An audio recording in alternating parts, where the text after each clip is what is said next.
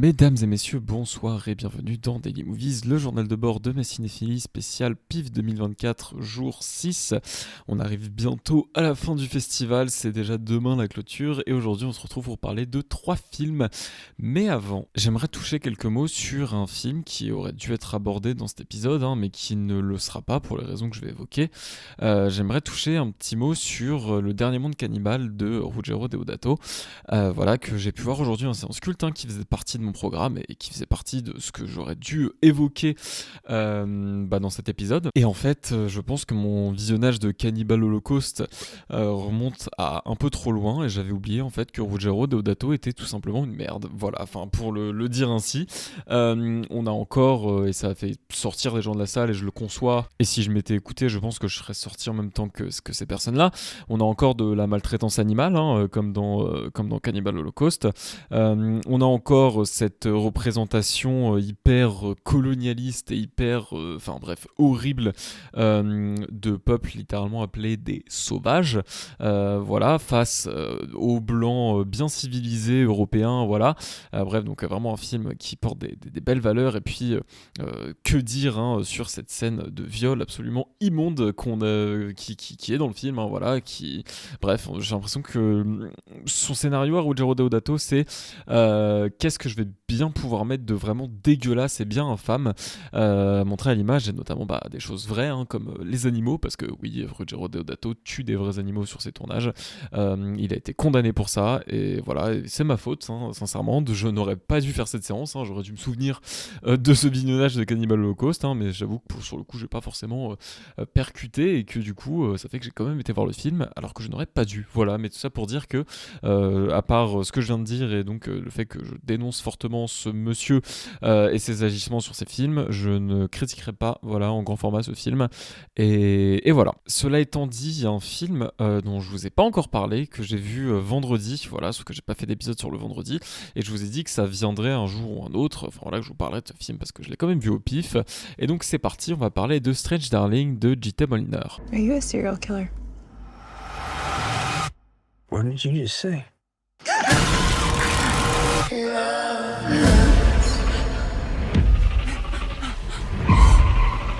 Here, kitty, kitty, kitty. Can you help me, please? Here, kitty, kitty, kitty. Un homme poursuit une femme pour des raisons mystérieuses, une journée dans la vie amoureuse d'un tueur en série. Donc c'est un film qui a été produit par Miramax, société aujourd'hui tristement célèbre décidément. En 2 minutes de podcast, on parle de choses bien polémiques, mais pour avoir été fondé par les frères Weinstein, voilà, donc qui ne sont plus à la tête de cette société. Et en gros, il faut savoir, on nous a expliqué ça, que, alors c'est vrai que j'ai pas contextualisé, mais c'est un film qui a un montage alterné, c'est un film qui a un chapitrage qui en gros est qui en 6 chapitres, mais les chapitres ne sont pas dans l'ordre. Et il faut savoir que Miramax, au début, a refusé ce truc-là et a dit on va monter le film dans l'ordre, dans son ordre chronologique, les chapitres, voilà, les uns à la suite des autres. Et je commencerai en disant que je ne comprends pas. Je ne comprends absolument pas cette demande de Miramax. Je ne comprends pas comment on peut être producteur. Quand même, enfin, c'est pas rien, Miramax aux États-Unis. Là, bon, ils sont détenus, je crois, à peu près à 50-50 par Bean et Paramount, donc ça reste quand même des gros groupes. Bref, je ne comprends pas comment on peut être aussi gros producteur aux États-Unis, tout simplement, et dans le cinéma en général, et dire autant de la merde, très clairement, parce que c'est un film qui ne peut pas marcher sans son montage alterné, c'est un film qui fonctionne et qui a certains plot twists qui marchent vraiment parce qu'il est chapitré, et c'est un film qui est écrit pour être chapitré et monté dans le désordre. C'est un film qui est écrit pour faire ça. Si vous le mettez dans l'ordre, mais vous tuez absolument tout le principe. Voilà, on n'est pas sur un Irréversible de Gaspard Noé où il s'est dit et si je le mettais dans le désordre au montage. Là pour le coup, voilà, c'est un film qui est fait pour ça, c'est un film qui est pensé pour ça, et c'est un film qui doit être comme ça. Et c'est pour ça que je ne comprends absolument pas ce choix de Miramax d'avoir demandé à ce que le film soit dans l'ordre chronologique. Alors heureusement, ça n'a pas été gardé dans la version finale, mais je ne comprends pas ce choix-là. Parce que du coup, c'est un film qui est né d'une image en fait qu'avait le réal, qui était cette image d'une final girl. Donc pour les personnes ne sachant pas ce que c'est une final girl, dans l'horreur vous avez un sous-genre qui s'appelle un slasher, donc ça c'est les Halloween, les Freddy, les Scream, tout ça, c'est tueur en série tout simplement. Et final girl, c'est donc en général la dernière personne qui survit est une femme, et donc il y a certains critères voilà, de la final girl qui reviennent souvent, qui à mon sens sont importants d'être déconstruits parce que bref ça reste quand même très cliché. Mais bref, donc du coup ce film là est né d'une image d'une final girl pardon, qui sortait d'une forêt pour essayer peut-être de s'échapper de quelque chose. Bref, en tout cas le film commence sur ça, et donc on a l'impression que justement c'est cette femme, ça commence je crois au chapitre 3, qui essaie de s'échapper, et qui est poursuivi par un homme qui lui tire dessus et tout. Donc on se dit ok, bon, principe serial killer, tout ça. Paf, chapitre d'après, ils sont dans une voiture tous les deux en train de discuter, en espèce de date, et donc voilà, on se dit ok, bon, c'est le date qui a mal tourné. Après, comment on passe d'une voiture la nuit où les deux discutent à la journée, la meuf se fait poursuivre par le gars qui essaye de la buter, c'est quand même assez curieux, voilà, de se demander comment on passe de là à là. Et en fait, petit à petit, c'est un film sans spoil qui va vraiment déconstruire ce genre du slasher, qui va quand même déconstruire ce que je vous disais avec justement cette image de la final girl, qui le déconstruit d'une façon qui m'a un peu décontenancé, voilà, et je pense que je vais devoir un petit peu spoil pour en parler. Je vais essayer de le faire sans, mais je pense qu'au bout d'un moment il faudra que j'en parle, voilà, et mais qui en fait essaie de déconstruire ça, moi, d'une manière je sais pas trop quoi en penser en fait, parce que c'est un film qui dans son intention, et on le sent, à aucun moment ne se veut misogyne, mais c'est un film pour moi qui peut être interprété comme tel.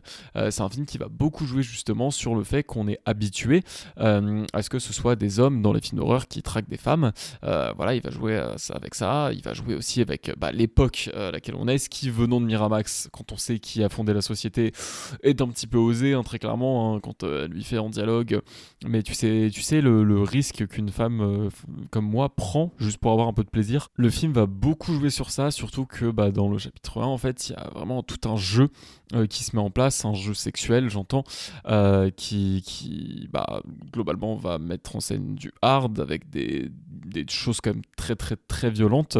Et en fait, et c'est pour ça que je trouve le film qui est quand même un petit peu ambivalent, un petit peu border sur les bords, c'est que déjà ces trucs un peu hard, ça peut être très très violent à voir, ça peut vraiment être vu, et je comprendrais vraiment comme un manque de respect, et, enfin un manque de décence de représenter ça, parce qu'il y a vraiment des féminicides qui arrivent comme les choses seront présentées dans le film, voilà, sauf que là bon, pour le coup on est que dans un jeu de rôle, et le mec est réglo, et ça pour le coup je tiens à dire que même si je trouve le film border, je trouve que c'est une très bonne représentation en tout cas d'un point de vue sexuel, même si c'est des trucs hard, pour le coup je trouve qu'il y a vraiment un contexte qui est bien posé, c'est-à-dire que il y a vraiment la scène où elle prend le temps de tout l'expliquer. Alors en fait tu vas faire ci, tu vas faire ça, machin, et n'hésite pas à y aller, même si je te dis non, tu continues. Par contre il y a un mot quand je te le dis, ça pour le coup ça veut dire non, et c'est le seul truc qui veut dire arrête. Voilà, même si je te dis non, tu continues. Par contre si je te dis ce mot là, tu t'arrêtes, c'est la règle. Et pour le coup bon voilà, ça c'est assez bien mis en place, c'est assez bien posé, et je trouve que en tout cas c'était bien de le montrer comme ça, parce qu'on n'est pas là pour juger les pratiques de chacun et chacune, mais en tout cas ouais, il y a cette safe space à créer qui est importante, et pour le coup le film montre bien la manière de faire, même si c'est des choses qui vont assez loin. Donc pour le coup ça, j'ai trouvé ça très positif. Maintenant effectivement c'est quand même un film qui va mettre en scène justement des choses un peu hard, et voilà, c'est pour ça que j'ai trouvé ça un petit peu border. Et puis même en fait c'est un film qui va constamment jouer avec les limites du coup de ce qu'est une victime, de ce qu'est ce que sont les codes du slasher, et en fait je trouve que c'est un film qui constamment va être sur une espèce de ligne, va être sur un fil quoi, et pour le coup même si ça va loin dans un premier temps, je trouve que le film ne franchit pas la ligne, même s'il y a ces scènes dont je vous ai parlé dans la chambre du motel, et puis vers la fin pour moi il y a eu vraiment ce truc là de trop, ce truc où justement le fait qu'on s'attende à un truc typique des codes du slasher, voilà, où le tueur en série va chasser la final girl, voilà, et que bref il y a des jeux par rapport à ça, enfin bref un personnage utilise ça, pour le coup je trouve que il y a un moment, sans spoiler, c'est dur d'en parler, donc voilà, je le fais quand même, mais ce sera pas avec exactitude. Il y a un moment où je trouve que ça va trop loin et où vraiment le film m'a sorti, alors que je trouve qu'il est plutôt intelligent en fait sur les moments d'avant, et c'est dommage du coup qu'il en soit arrivé là, parce que je trouve que c'est se réduire à vraiment un truc, mais vraiment ignoble et voilà, enfin je veux dire, dans un jeu sexuel, bon, faire semblant de se faire étrangler très très fort, de se faire à la limite frapper, c'est les délires de chacun, ça regarde pas. Par contre, de faire semblant de ce qui est fait semblant dans cette scène là, pour le coup, c'est vraiment le truc qui m'a fait dire ok, bon, stop, voilà, là c'est bon, tu as assez joué, c'est bien, tu nous as surpris, mais maintenant tu t'arrêtes, bref. Et donc voilà, bon, après c'est un film, moi, qui je pense que j'avais commencé à le dire, après je sais pas si j'ai fini, mais qui n'a pas d'intention misogyne, hein, ça se voit, ça se sent, mais qui, pour moi, à mon sens, et ça se trouve je me répète, et si c'est le cas je suis désolé, peut être interprété comme tel, et donc pour le coup, je pense qu'on peut avoir cette remarque de ah mais vous avez vu, les femmes mentent, les femmes manipulent, etc. et tout, et je pense que des gens peuvent instrumentaliser ce film comme ça. Je dis pas que c'est le but du réal, je dis pas que voilà, bref, mais en tout cas le film peut être instrumentalisé comme ça, donc peu importe son intention, si son film peut être instrumentalisé comme ça, est-ce qu'il ce serait pas quand même, bah pour moi c'est sa responsabilité, et c'est ça aussi que je trouve ça, enfin que je trouve pardon un petit peu dommage. C'est parce que bon, il a un très bon film qui déconstruit pas mal de choses, en tout cas dans le genre, hein, je veux dire, pas d'un point de vue politique, hein, parce que d'un point de vue politique et sociétal, je trouve pas que ce soit un film qui soit particulièrement féministe ou quoi, et qui déconstruise particulièrement de choses, mais je trouve qu'en tout cas d'un point de vue cinématographique il le fait, et voilà, mais c'est dommage parce que du coup il y a le propos qui vient derrière, et pour le coup il y a certains moments qui sont quand même un petit peu maladroits, voilà. Et c'est dommage parce que pour le coup c'est un film que j'ai énormément aimé, c'est un film que je trouve qui a plein de qualités, de réalisation, qui a plein de qualités esthétiques, voilà, comme le réalisateur veut nous le faire savoir au début, hein, avec son carton de gros prouveur, oui, le film a été tourné uniquement au 35 mm, mais tu n'avais pas besoin de le mettre au début avec un carton, je veux dire, on a des yeux, on voit que tu as tourné en pellicule, c'est pas la peine de... Enfin, je veux dire, bref, ça c'était vraiment le truc de gros prouveur par excellence, en mode, regardez, moi je fais encore des films en pellicule. On a compris, voilà, tu n'es pas le seul. Désolé de te l'annoncer, mais ça ne servait à rien de nous mettre ça. Mais donc oui, il y a cette esthétique pellicule qui est très très bien, où il y a pas mal de couleurs qui ressortent. Je pense à ce bleu du début, je pense au rouge de la combinaison. Enfin bref, il y a beaucoup de couleurs qui sont vraiment mises en valeur. Le vert aussi évidemment, par ce 35 mm, hein, voilà. Il y a des très beaux effets de mise en scène, je l'ai déjà dit. Il y a un duo qui fonctionne extrêmement bien.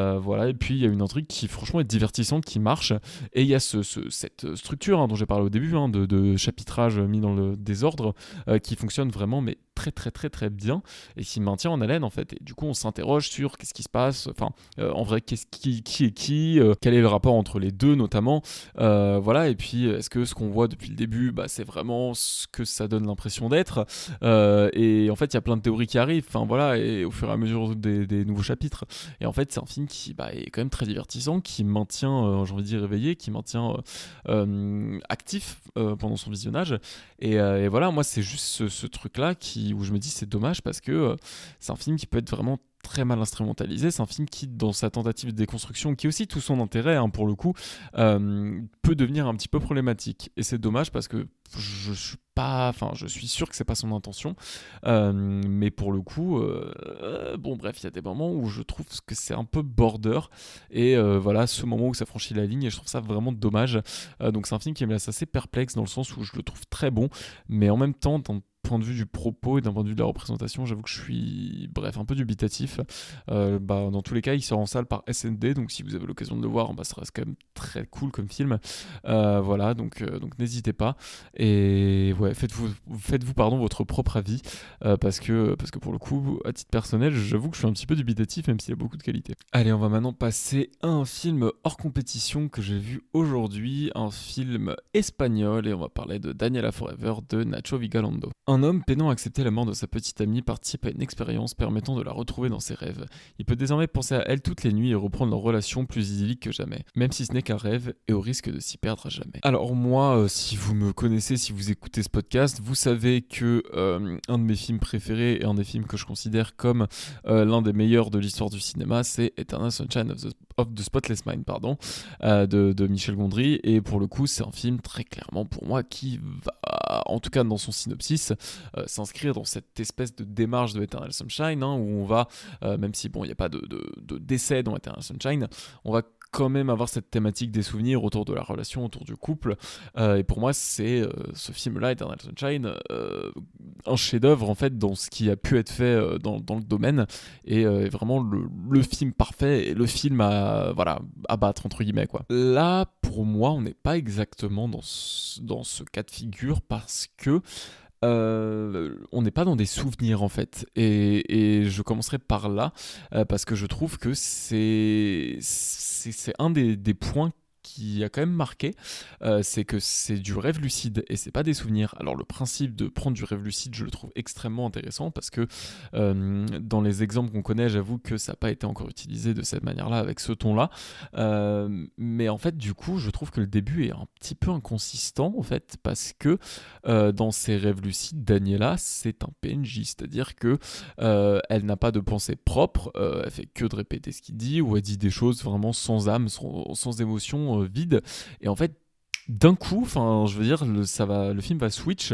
et elle va se mettre à avoir beaucoup d'émotions, beaucoup de vie, voilà, comme si on la retrouvait vraiment en fait de la Daniela du vivant quoi. Va plus du tout être en mode, enfin, parce qu'au début elle est un petit peu, c'est pas une coquille vide, hein, mais elle est un petit peu en mode robot quoi. On dirait vraiment un robot qui peut avoir certains moments d'émotion, mais très programmé en fait.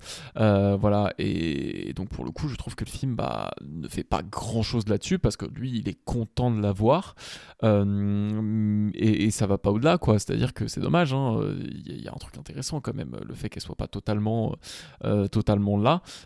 Ça aurait pu lui mettre la puce à l'oreille, il aurait pu se passer quelque chose de son point de vue à lui, peut-être, je sais pas, commencer à se dire mais en fait le truc marche pas et tout, et bref, remettre en question des choses, mais le film ne remet jamais en question. Et d'un coup, comme ça, elle devient pleine de vie, elle quitte le mode robot, et elle redevient vraiment humaine.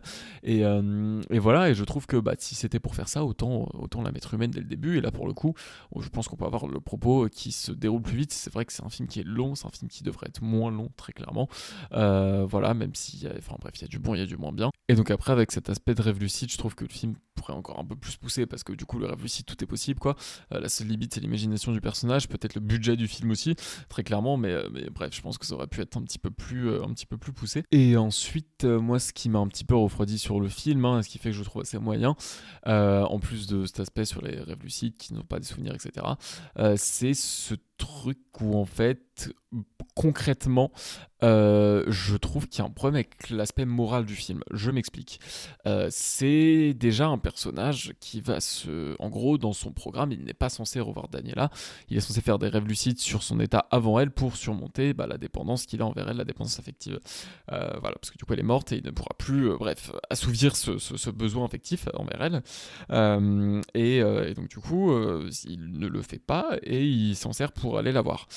Donc il n'a pas le droit de faire ça. Et en fait, quand c'est appris par la personne qui l'a introduit à ce programme, je trouve qu'elle a un regard qui est quand même très moralisateur et qui est assez absurde, et je trouve qu'il y a un commentaire à faire là-dessus dans le film qui n'est pas fait, c'est-à-dire qu'elle lui dit mais en fait je te faisais confiance et tout machin, et puis toi depuis tout ce temps t'es retourné la voir elle, etc. et tout, mais en même temps c'est normal.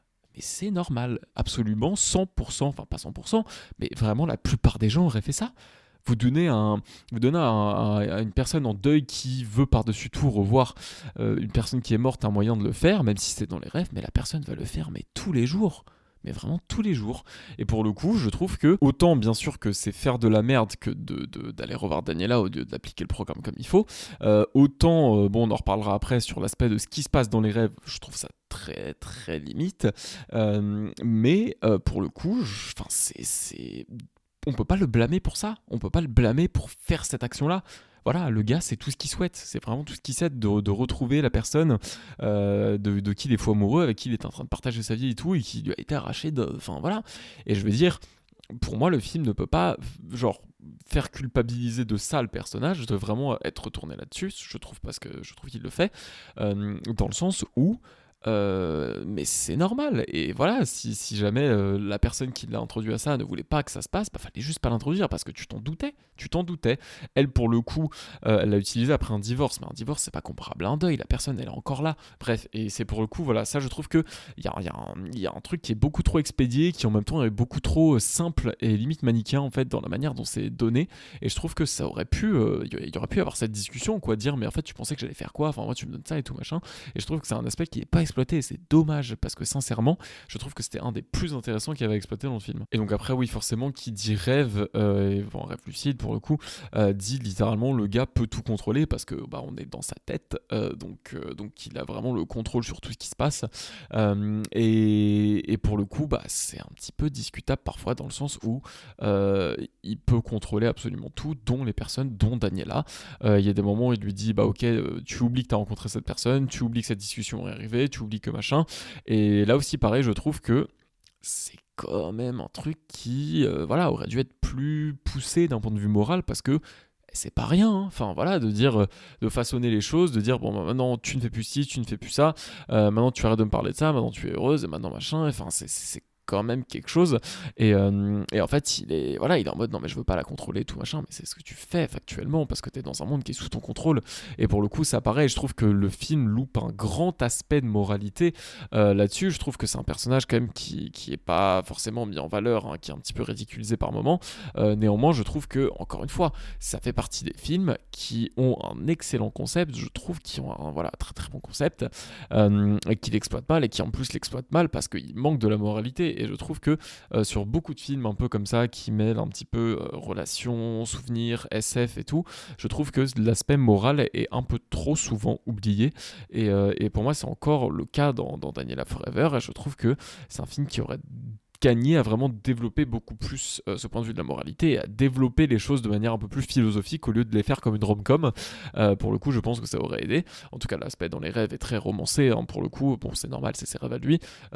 Mais voilà, je trouve que ça aurait été bien que ce soit beaucoup plus brutal. J'ai bien aimé quand même le fait que, bah déjà, en fait, il y a deux ratios d'images. Voilà, il y a du 4 tiers pour la réalité, il y a du 16/9 très coloré. Le 4 tiers est très fade, hein, pour les rêves. Et du coup, oui, effectivement, j'ai bien aimé que en fait, plus on avance, plus on est vraiment quasiment que du 16/9 et que les passages où ça revient en 4 tiers, ils sont très très très courts et donc on comprend que pour lui, le rêve est en train de prendre le pas sur la réalité. Et pour le coup, ça c'était assez bien dit, hein, voilà, bon, c'est de l'écriture d'image, c'est très très bête, mais on comprend.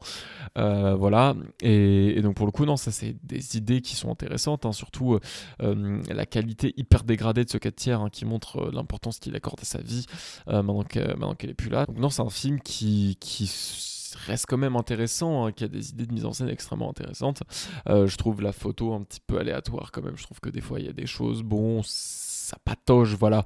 Et effectivement, j'ai pensé à cette phrase pendant le film, mais pour moi, voilà, j'étais en mode vraiment tout fixé. Je me suis dit putain, ça patauge quand même, hein.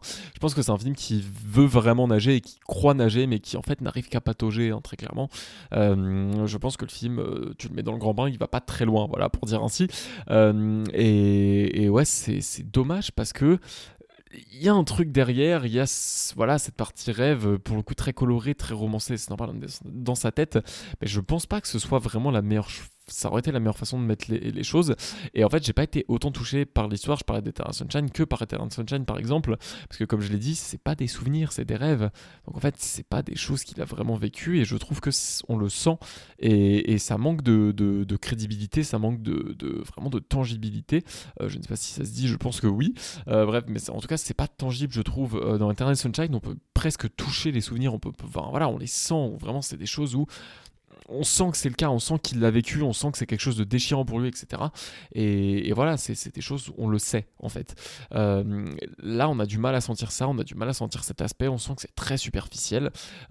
Et par ailleurs aussi, et du coup, voilà, dans les souvenirs, la personne est vraiment vivante, on s'en souvient, bref, dans tous les cas avec notre vision, mais c'est bref, dans toute une vision qui montre, voilà, des émotions de la personne, et enfin, montre que la personne est vivante, pas comme la version de Daniela dans les rêves. Et pour le coup, bah, le fait qu'il aurait pu y avoir ce décalage, où pour le coup c'est pas comme un souvenir, et elle est pas du tout aussi vivante, et elle n'exprime pas autant de choses, il y aurait pu y avoir ça. mais ça aurait dû être beaucoup plus poussé, et là ça l'est pas, et pour le coup je trouve que c'est un film qui fait les mauvais choix scénaristiques, et c'est dommage parce qu'il avait des concepts intéressants, et voilà, surtout même en termes de mise en scène et d'image, il y avait des choses très très intéressantes aussi, et c'est un film qui se retrouve à être moyen, alors que pour le coup je pense qu'il pourrait être vraiment vraiment très bien, et voilà, c'est très positif dans la manière d'exploiter les rêves et tout, je trouve que c'est vraiment pas mal, je trouve qu'on a rarement vu ça avant, mais il y a quand même ce truc voilà où le film se plante malheureusement dans son scénario et se perd dans son concept, et c'est vraiment dommage parce que j'aurais vraiment voulu aimer ce film, mais en vrai c'est pas trop le cas, et voilà, je considère que c'est assez moyen. Allez, on va passer à ce qui peut-être était la séance événement de ce festival, très clairement, même s'il y avait des films qui avaient beaucoup fait parler, mais pas autant je pense que Coucou de Tillman Singer. Nature is quite remarkable. Oh, it feels so good. Mystical. Some species need our help. I'm giving you the chance to be of great use in our quest for preservation. Gretchen, une jeune américaine, s'installe en Allemagne dans la nouvelle famille de son père. Mais le patron de ce dernier sinistre personnage répondant au nom de Monsieur Koenig lui donne une mauvaise impression dès les premiers instants. Alors je me suis rendu compte à la présentation du film, quand le film a été présenté, que c'était le réalisateur de Lose, qui est un film que je n'avais pas vu, mais qui est vraiment dans ma liste depuis un petit moment, et du coup qu'il faut vraiment que je vois. Mais donc c'est une info qui n'a fait que monter voilà, cette espèce de curiosité que j'avais pour le film, qui a été très entretenue clairement sur les réseaux sociaux, parce que le rôle principal de ce film est tenu par Hunter Schafer. Ça fait du bien de voir Hunter Schafer tenir un rôle principal. J'avoue que moi la dernière fois que j'ai vu Hunter Schafer, que ce soit en vrai ou au cinéma d'ailleurs, c'était pour Kinds of Kindness, du coup elle est dans le film, et elle était aussi à la conférence de presse du coup du film, je vais y arriver, et en vrai elle avait pas vraiment eu de gros rôle, je trouve, si ce n'est dans Hunger Games où c'était un second rôle où elle jouait Tigris, mais sinon elle n'a pas vraiment eu beaucoup de rôles intéressants, je trouve, et là enfin j'ai envie de dire, un rôle avec Hunter Schafer, un film avec Hunter Schafer dans le premier rôle. Et le plus fou, j'ai envie de dire, dans l'histoire, c'est qu'en fait, elle avait déjà été imaginée par le réalisateur avant même, parce que du coup Hunter Schafer se fait connaître grâce à Euphoria, et elle avait vraiment été imaginée dans le rôle avant même Euphoria, donc c'est ça qui est quand même assez dingue, c'est la vision qu'il a eue.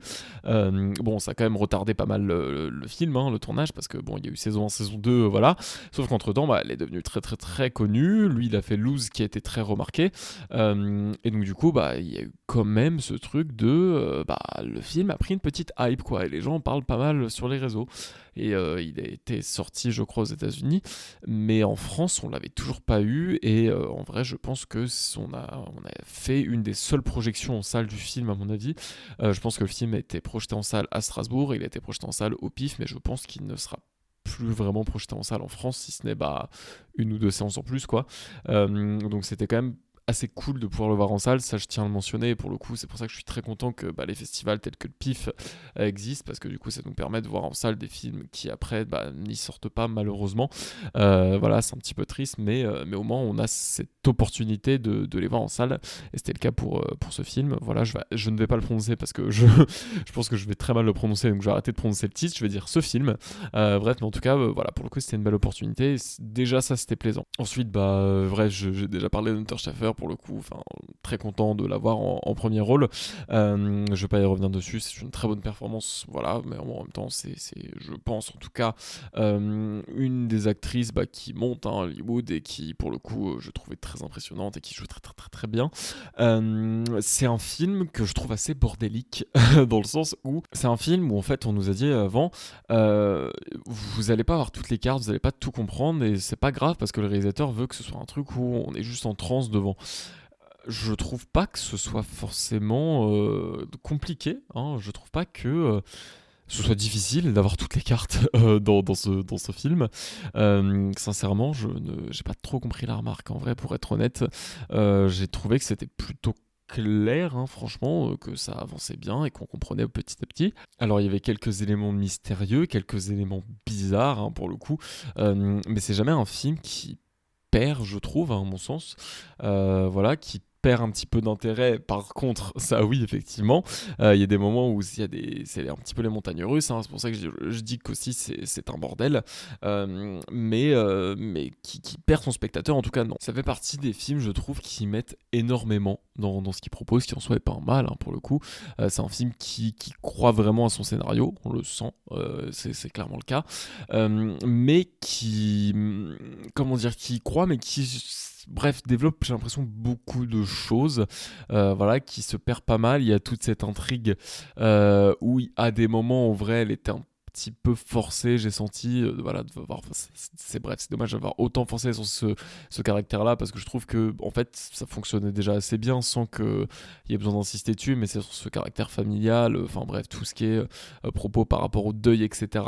Je l'ai trouvé limite un petit peu trop dans le film vers la fin, parce que voilà, je pense que ça aurait pu être beaucoup plus minimaliste, hein, parce que pour le coup ça marchait déjà très très bien quand c'était assez minimal, donc je pense qu'il n'y a pas besoin d'autant insister dessus. Du coup c'est dommage, hein, là-dessus, voilà, ça aurait bref, ça aurait pu être un peu mieux écrit, un petit peu plus subtil, et on aurait pu voilà, se concentrer sur le fantastique et l'horreur du film. Voilà, maintenant là-dessus c'est un truc effectivement, bon, on peut pas trop le voir venir. Je sais pas si c'est basé, le film, sans spoil, hein, sur une espèce de légende locale, ou pas du tout, un truc folklorique. Mais effectivement, bon, si c'est un truc folklorique et que du coup, certaines personnes, certains spectateurs ou certaines spectatrices connaissent, et elles pourront éventuellement le voir venir, mais sinon, pas du tout, quoi. Vraiment, je trouve que c'est un film où, voilà, dans lequel il faut vraiment se laisser emporter si jamais on veut être dedans, parce que ça sert à rien d'essayer de jouer les détectives. Hein, on peut très bien essayer, on peut voilà, essayer de trouver ce que c'est.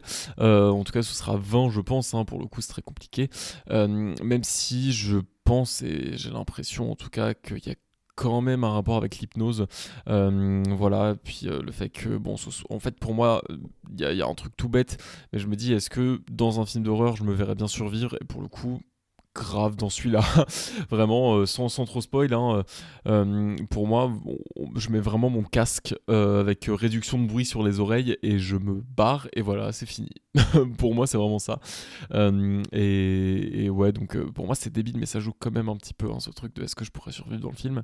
Et là aussi, ça l'a fait, donc voilà. Non, au-delà de ça, c'est vrai que c'est un film qui m'a laissé un petit peu perplexe.